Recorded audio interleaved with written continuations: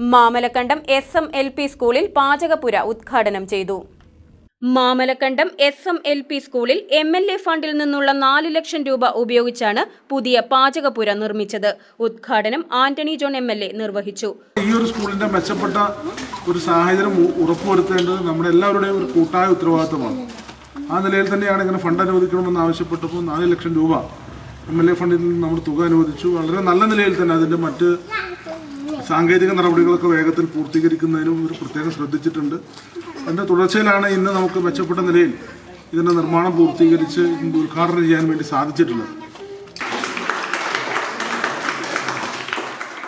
ഗ്രാമപഞ്ചായത്ത് പ്രസിഡന്റ് കാന്തി വെള്ളക്കയ്യൻ അധ്യക്ഷത വഹിച്ചു.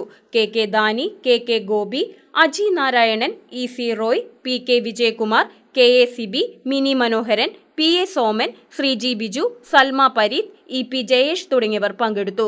News desk KCV news.